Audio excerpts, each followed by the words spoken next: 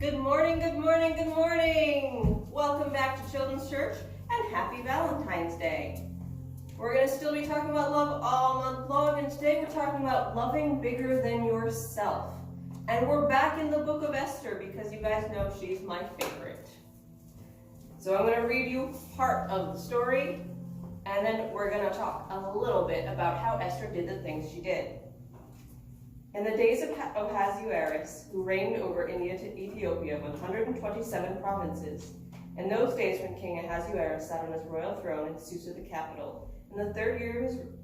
I'm going to skip forward. That's a whole lot of description.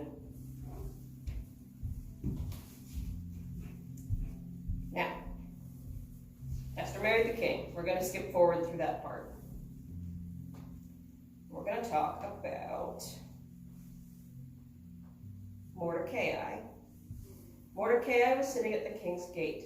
Now Esther had not made known her kindred or her people, as Mordecai had told her not to.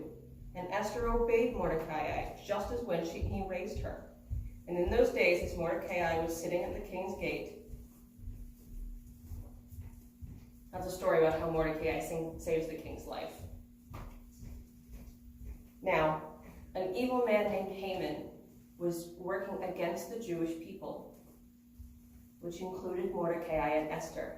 And when Mordecai learned all that had been done, he tore his clothes and put on sackcloth and ashes and went out to the midst of the city, wailing with a loud and bitter cry. He went to the entrance of the king's gate, for no one might enter the king's gate clothed in sackcloth. When Esther's maids came and told her that the queen was deeply distressed and sent garments to clothe Mordecai so he can come in, but he wouldn't accept them. Then Esther went down to talk to him. And Mordecai gave her an issue of the written decree of the destruction that he could show Esther and explain to her. All the king's servants and people of the king's provinces know that any man or woman goes to the king inside the inner court without being called. There's but one law. All alike are to be put to death, except the one to whom the king holds out the golden scepter, that he may live. And I have not been called into the inner court for 30 days. And told Mordecai. Then Esther told Esther. This Mandy's doing very well this morning. Then Mordecai told Esther, "Think not that in the king's palace you will escape more than any of the other Jewish people. For if you keep silence at such a time as this, relief and deliverance will rise for the Jewish people from another quarter, but you and your father's house will perish. And who knows whether or not you have come to the kingdom for such a time as this." And Esther told Mordecai, "Go gather all the Jewish people to be found in Susa, and hold a fast on my behalf, and neither eat nor drink for 3 days, night or day. And I and my maids will fast as you do. And then I will go to the king, though it is against the law. And if I die, I die." Now we know the rest of the story. Esther goes before the king, and maybe God moved him. Maybe he was happy to see her. He holds out his scepter and she lives. And she holds a banquet and invites Haman, who wants her dead, and the king. And it takes her 3 tries before she gets up the courage. And the king offers her anything she wants, up to half his kingdom. And she says, "Please just spare me and my people, for someone wants us dead." Now the king had to be kind of oblivious. He did. To not realize that the destruction of an entire people among his provinces could affect him. But it wasn't a problem for him until it was a problem for someone he cared about.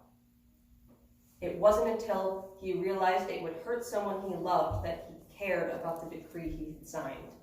And when he found out that Haman, someone he had trusted, was trying to hurt his queen, he was enraged. And then he found out that Haman had erected a gallows outside of his house to hang Mordecai, Esther's cousin, who had raised her from the time she was a little girl. It was basically her dad. And he had Haman hung on his own gallows. Now all 3 people, well, except the bad guy, in this story do something out of love. Mordecai goes to the court in sackcloth and ashes. He loves his people and he doesn't want them to die. and he is fasting and weeping before God. Esther goes and does a brave thing, partly because Mordecai, who she loves, asked her to, and because she loves her people. But the king only saved God's people because he loves Esther. An entire people saved because Esther was brave and the king cared about her. Talk about loving bigger than yourself. Now, do we think the king learned his lesson and never condemned a whole people again? No, we don't. We don't have any more historical record of him. Well, we do, and he didn't do much better. But he didn't hurt the Jewish people. In this instance, because it mattered to someone he loved, an entire people were saved. And an entire people were saved because Esther defied death because she loved her people and she loved her uncle. They loved bigger than themselves, and it saved an entire people. So that's what I want you to take home today. Sometimes love, even though it doesn't feel like a tangible thing, is the only thing standing between us and destruction. Sometimes love is the only thing. That might be too big of a concept. Remember to love bigger than yourself. Your love matters more than you think it does. Okay? See you guys next week.